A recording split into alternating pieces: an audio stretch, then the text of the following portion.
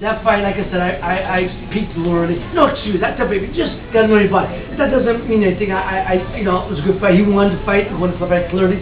I just felt, you know, I was slack going into that fight.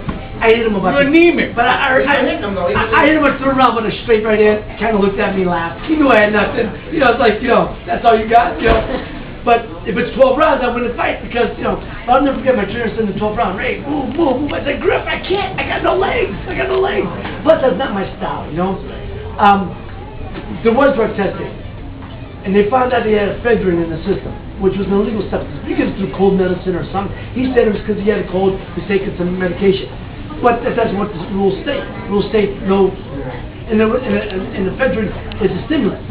So all we did, we had oh no, I'm sorry. You know what? I'm sorry. That was the second fight. That was the second fight against in Reno. I apologize. That was the second fight. Yeah. No, the first fight, they did drug testing, and I got, but obviously nothing. It was cleared out. They drug test authors too. Ray, I'd like to be interested to know what fighters you have great respect for, and the second question is if Pacquiao Mayweather ever get it on, what do you predict for the outcome of that? Well, the fighters I have great respect for. Throughout, people always say, "Who's your heroes?" It's other than my father, my heroes through time been Tony Canzoneri from 20s, 30s, Henry Armstrong, Carmen Basilio, Rocky Marciano, and Roberto Duran.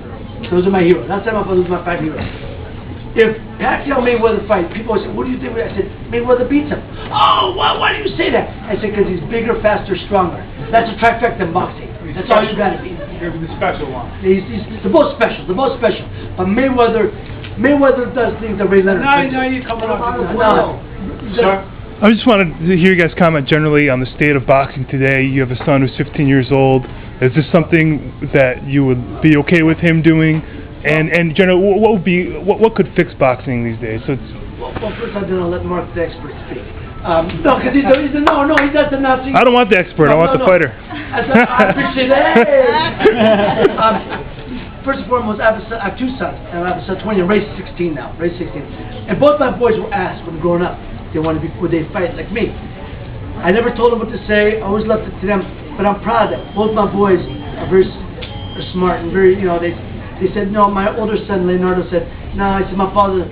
I'm very proud of my father. He's world champion. He said there'd be nothing for me to accomplish, nothing for me to prove. He said he did it. I'm going to make my name in another field. My younger son Ray said I'm very proud of my father. He said you know what? I don't want to have to compete with that.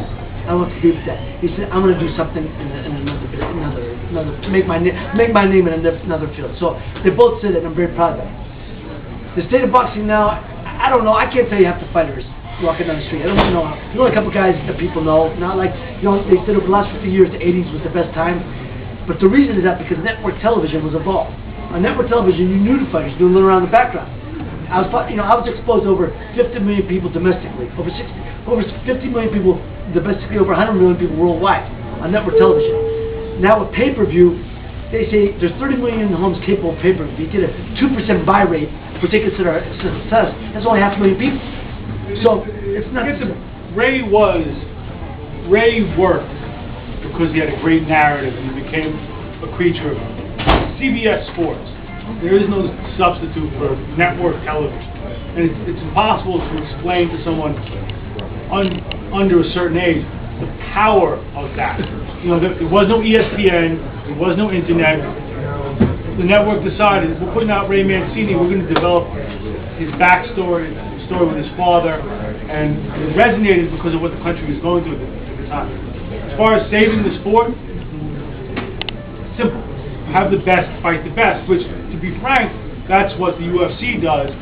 There's essentially one sanctioning body and one matchmaker with Dana White. He says, you fight you, you fight you, you fight you. And, you know, whatever you want to say about the old system under the mob, at least the best fought the best after a while. You know, Ray was criticized for fighting Alexis Arguello at the age of 20. At the age of 20. It was an extraordinary fight on a lot of levels. But the idea that you had a fight of that magnitude, that soon, the guys didn't have to wait for eons to anticipate a fight. We have waited for Pacquiao and Mayweather far longer than it took Ali and Frazier to fight the trilogy.